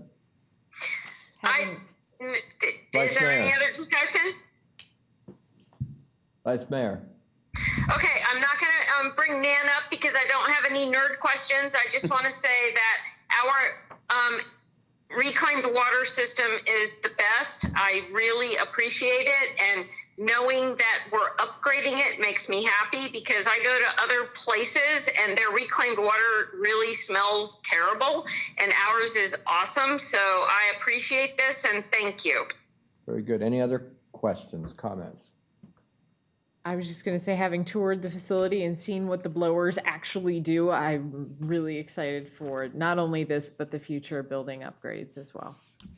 Great. Any other comments, questions? Second what Katie says. I did have a question. The aeration, is that the tank when you first come in? It's to the right, it's up there? It's a big thing. Come on up, Dan. Dan Dunnett, Public Works Director. Yes, one of the basins within there is aeration. Some of the bacteria need a little air, some of them need no air, and some of them need a lot of air. So we use these, this aeration to move the process in the directions we need it to get the treatment we need. I realize it's a treatment plant. I know from time to time you can be on Lafayette and get kind of an overpowering odor from it. Do we anticipate that these upgrades, I realize it's 30 years old, I mean, it needs to be done, I'm not questioning that. Is there any expectation that it might have more of a positive impact on when those events occur? Yes, we will be more specifically controlling the air to the flows and things like that. The controls will be updated. They'll be more energy efficient, but they'll also be more specific to the demands of the treatment process. Okay, very good. Better. Good. Live across the street. Good investment, good investment. All right, thank you. Absolutely. I got one other question for the council members. Have any of you, I'm just curious, I'm just going to see have any of you been up on the top there? Yeah. Where Yes. the aeration is? Yes.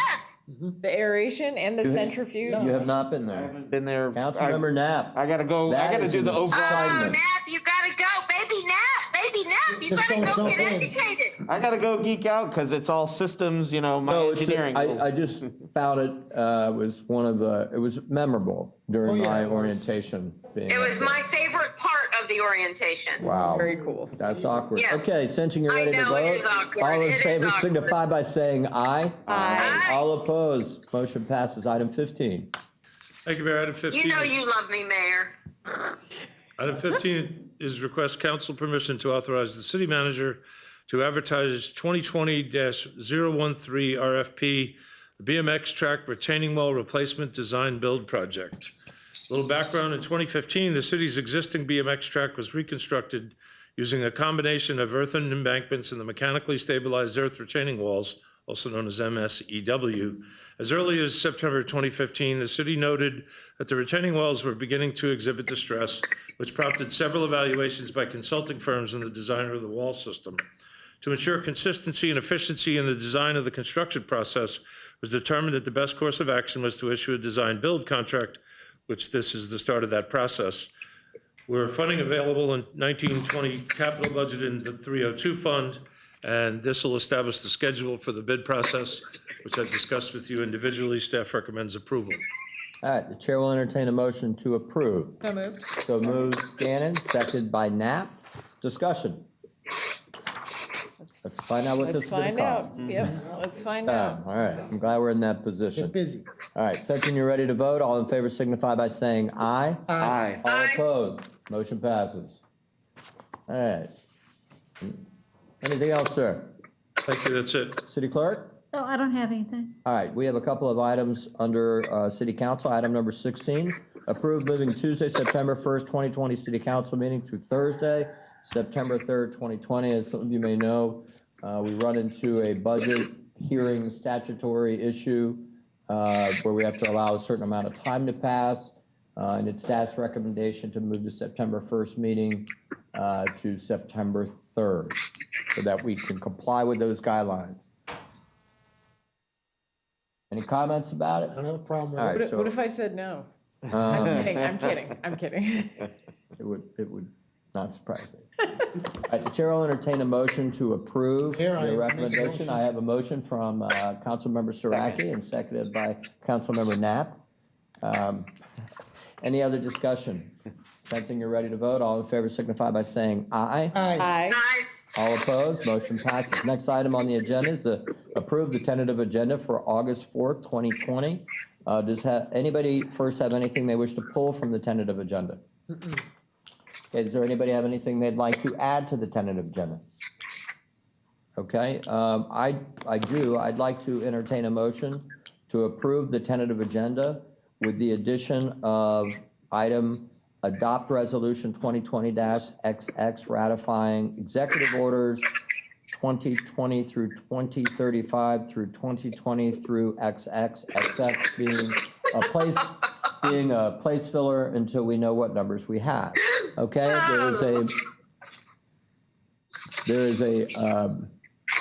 the chair's asking for a motion as stated. So moved. I have a motion from Vice Mayor. Do I have a second? Second. Second from Saraki. Any discussion? Sensing you're ready to vote, all in favor signify by saying aye. Aye. All opposed. Next item on the agenda, council comments. I'll start with the Vice Mayor. Oh my goodness, I wasn't ready for that, but okay. All right, let's be concise. We're getting long. Pardon me? I said, let's be concise. We're getting long. I will be concise. Okay, thank you, Mayor Seidel, for the option for me to be remotely involved in this meeting. I really appreciate it. I've had too many people. We won't even go into that because you want me to be concise. Concise. Congratulations to Sandy Grimes, Citizen of the Year. Happy retirement, Jerry Peruzzi. Happy birthday, Boss Al. Happy birthday, Dan Saraki. This is something I really want to say. Okay, kudos to the staff for isolating the water main break so quickly, and for the I didn't know this until I brought some food into Felicia. She told me that staff went after hours to deliver 342 or whatever, more than 300 boil water notices to the people in the area. They did this at 7 o'clock, 8 o'clock. They did this after their time that they were clocked in and out. And I think that is over and above what staff has to do. So I want to put some kudos out to all those dedicated employees that did that. I wasn't in the boil notice area, but all those 300 and something homes, I would like to say that is, amazing. Yeah, Okay. absolutely. And then to be concise, my last thing I want to do is I'd like to end my comments with a tribute to Representative John Lewis. He's a true American hero. He journeyed from the cotton fields of Alabama to the United States Congress. He was 80 years old when he died, but when he was young, he was a teenager. And when he was a teenager, the man could not even get a library card because it was against the law. He was mentored by Martin Luther King Jr. He put his life on the line. He had the courage of his convictions. He was arrested 40-something times. He was beaten. He did not let anything stand in the way of his convictions. So he embodied courage. So, and it was all nonviolent, except for the violence that was committed against him. So I just want to say, may he rest in peace, and may his legacy live on. Thank you, Mayor. You're welcome. Congressman. Councilman Saraki. Man, Saraki just got a promotion. Yeah. Happy birthday. Thank you, Mayor. I want to be quick. I just have a couple things. The first thing I want to mention is, again, this year, my grandsons came down for summer camp, and I just wanted to say that the staff, professionalism, the cleanliness, my grandsons had an absolute amazing time, and the city of Oldsmar, again, shined brightly and did a fantastic job, and my grandsons just had a wonderful time. And I just want to say thank you to all the staff, the city of Oldsmar, for making that summer camp so special and safe, very safe. Thank you. That's all I have, Mayor. All right, excellent. Councilmember Gannon. Happy birthday, Dan. Happy birthday, Felicia, coming this weekend. Happy birthday, Al. Okay, I said all my birthdays. I was one of the people who got one of those precautionary boil water notices on my doorstep by an in-person, I couldn't tell on my Ring camera who it was, but someone delivered this, to my door at 7:30 at night. And the water main break occurred right in the parking lot where my kids go to daycare at the Learning Experience, right next to the auto styles there.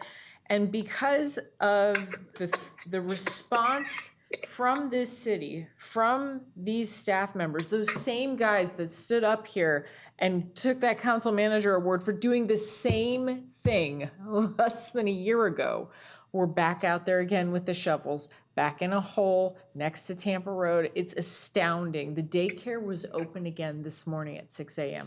Wow. We had to pick up kids at 4:30 yesterday, and they were open again this morning. I'm just so proud to be able to be, associated with our incredible staff. Thank you to everyone who was involved. I'm sure there will be a list of names at some point, but thank you to everyone who was involved. Nan, please express our gratitude. I also wanted to give some kudos out to the city for the awesome new benches at Veterans Memorial Park. If you haven't been out yet, go over to Veterans, go see. There's new benches installed all the way around the pathway.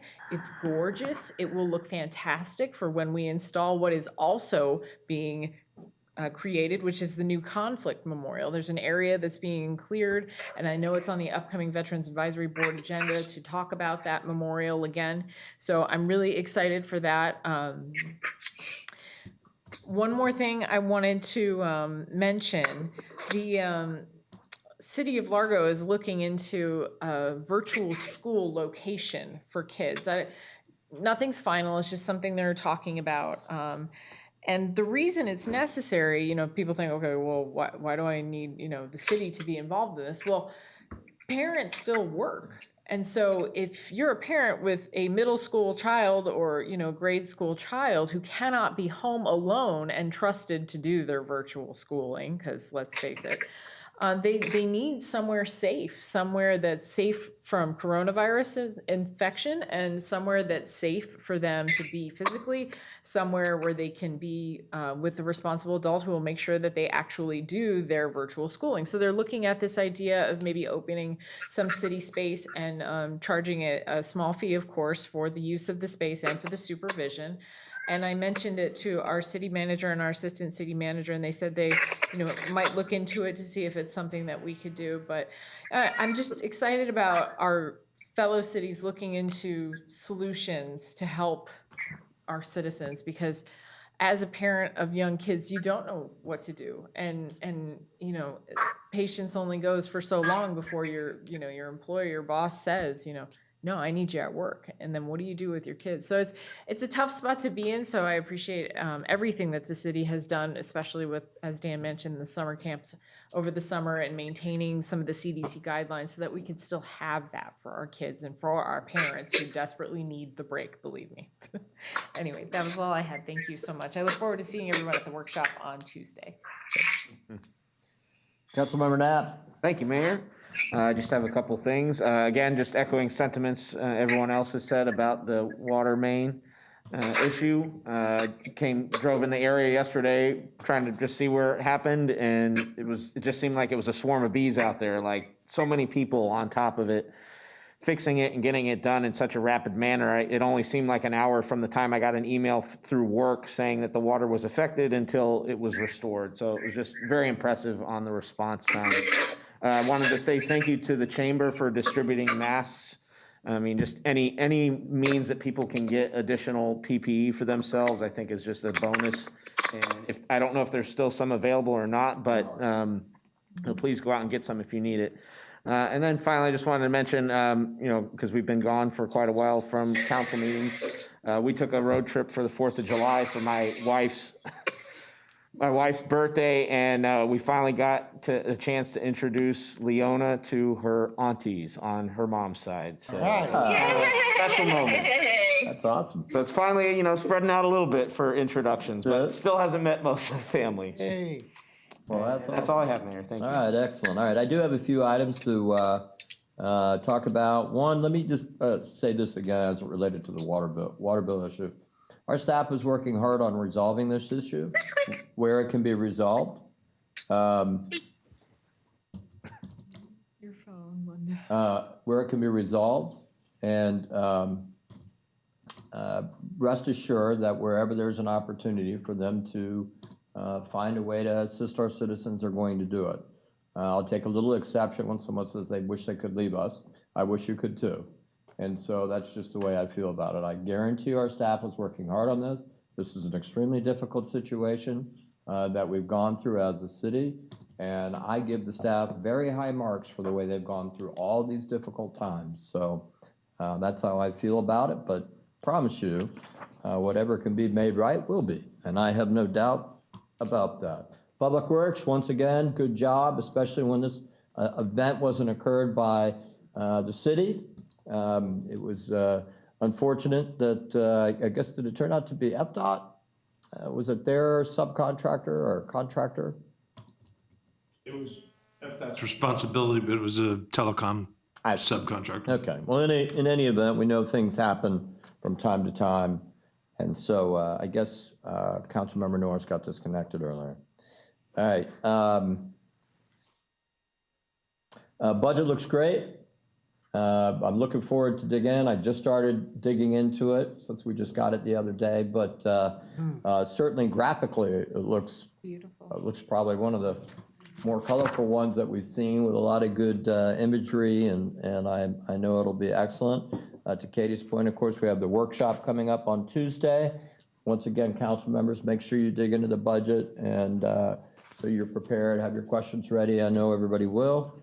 As a FYI, I just want to let everyone know that we have suspended temporarily the We Mean Business visits that the city's been doing with the chamber, purely out of respect for our local businesses, understanding social distancing and that type of stuff. One other thing to just mention, well, actually two things. Golf cart is going to be on, as you might have noticed, it was on the tentative agenda, so it'll be at the next meeting. I know that we had asked our city attorney to take a look at some other options of what other cities had done. I think you were looking at a way to carve out some of the state roads and so forth for us to discuss. Is that correct? The Ordinance Review Committee was doing that. And so they have addressed that, and they're coming forward with some suggestions. As for carving out state roads, in other words, the best way to approach that. Yeah. Okay. Well, I didn't realize they were doing that. I thought we had asked for you to do that and bring it to us. Because I've always been under the view that the Ordinance Review Committee is more reviewing existing ordinances versus trying to create new ones. They've addressed it, and they're coming forward with some recommendations outside of what the code currently provides. Okay. Yeah. And is the intent that they're going to come to it at their discussion? Because I'd like us to have that. I'm certainly open to having their comments, but that discussion is intended for the council to take place at the next meeting. That's why I was asking this. Okay, so what what my thoughts were on it is that when they did their final report, that would be addressed in their final report as a recommendation, if you need it to be done sooner than that. I think we do, because there's a lot of people who are requesting, we look at it, we put it off only because of the pandemic, and at least creating an environment where citizens can come and make comment. And so now that we're back meeting, I actually have asked a couple to wait a little bit, but now where we're at. So if we could do that, that would be terrific. So we'll cut out that, bring that forward, that recommendations that they had. That would be excellent. Okay, That would absolutely. be excellent. All right. The last item I have, it's just an idea. And I don't know how y'all feel about this. I thought I'd mention it on council. I thought it would be a good way to promote wearing masks, to do some kind of what I will call is the council challenge, mask challenge, something along that lines. I mean, the verbiage of it can be whatever, but really a way to maybe we pick a committee or get a group together to take a look at submissions that people can put right onto Facebook. Or maybe we create a page for it or something along that lines, whatever the easiest way. Hallelujah. Thank you, Jesus. Anyhow, that we could create a process. You're gonna get disconnected again. That we could create. Oh, don't do that. All right, then quit jumping out while I'm in the middle of talking. All right, so that we could come up with something that's fun, that we can do some promotions. I've spoken to a couple of restaurants in the area who said they're more than willing to donate a couple of dinners, so we can maybe most creative or most unique, whatever. We don't want to make it too complicated, but just a way that we can really promote wearing face masks and try to make it fun and entertaining, and who knows, maybe even the restaurants who are participating, who seem to have the biggest pushback sometimes from patrons, can say, hey, can I take a picture of your face mask, or you should submit it to the city, and where they can maybe use it as a way to just kind of promote. Any thoughts? I have a comment. Sure. There's actually already a Facebook group, not to steal thunder or anything, but there's a mask-wearing establishments group for Tampa Bay. There's a Facebook page that exists for that. So, I mean, something similar for Oldsmar Yeah, would why be not? kind of in a similar vein.